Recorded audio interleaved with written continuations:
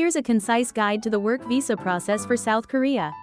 1. Types of work visas. South Korea offers several types of work visas, depending on the nature of your job and qualifications.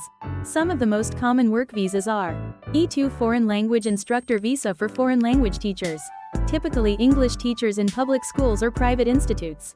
E7 Specialist in Designated Activities Visa for individuals with specialized skills or expertise in fields like engineering, IT, or marketing.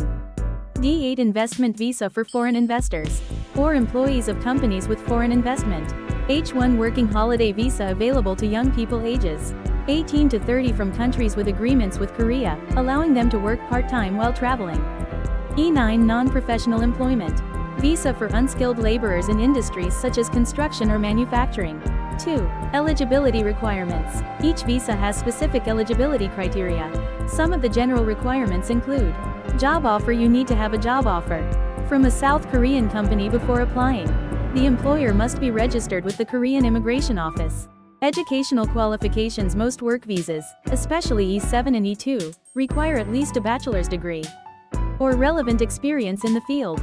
Language proficiency. For some visas, especially E2, a basic level of Korean or English proficiency might be necessary, especially if teaching is involved. Criminal background check. A clean criminal record from your home country is generally required. Health requirements. A medical exam may be required in some cases.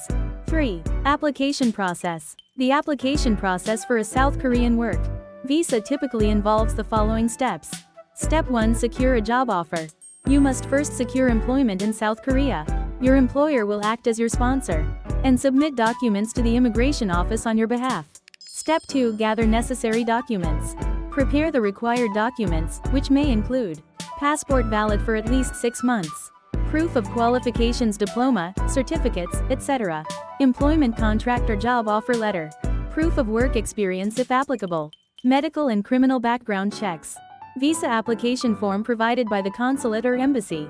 Step 3. Submit application. Your employer or you, depending on the visa type, submit the visa application to the nearest Korean consulate or embassy, or, if you're already in Korea, to the immigration office. Step 4. Wait for processing. Visa processing can take anywhere from a few days to several weeks, depending on the type of visa and your specific situation. The consulate or immigration office may request additional documents or an interview during this time. Step 5. Visa issuance and entry. Once approved, you will receive your visa. If applying from outside Korea, you will receive a visa approval notice, which you can use to apply for an entry visa at a Korean embassy. If you are already in Korea, you will receive a residence card alien registration card after arriving. 4. Alien registration card ARC. Upon entering South Korea with a work visa, you must apply for an alien registration card ARC within 90 days of arrival. This card serves as your ID during your stay and is necessary for various activities, such as opening a bank account or signing contracts. 5. Visa extension. Work visas can be extended if your employment continues. Extensions are typically granted for 1 to 2 years, depending on the type of visa. You will need to provide proof of continued employment contract or employer's letter, updated medical records if required, application form and payment of the visa extension fee.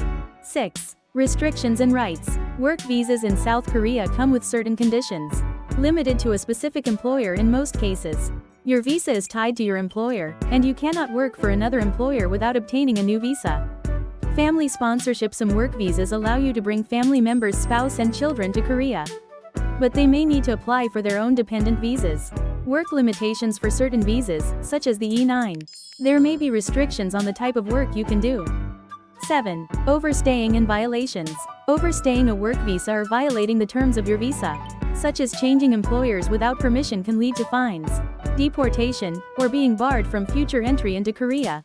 8. Permanent residency and citizenship. After several years of living and working in South Korea, you may be eligible to apply for permanent residency F5 visa. The requirements for this include continuous stay in Korea for a certain number of years, usually 5 years, employment and tax records, language proficiency, good conduct and no criminal record. 9. Key tips for success. Start early. The visa process can take time, so make sure to start early and gather all necessary documents. Work closely with your employer. They are your main point of contact during the process, especially when submitting documents to immigration. Stay informed, visa rules and regulations may change, so keep in touch with your employer or the consulate for any updates.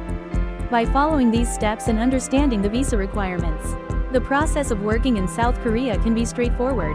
Make sure to stay on top of your visa status and maintain good legal standing throughout your stay.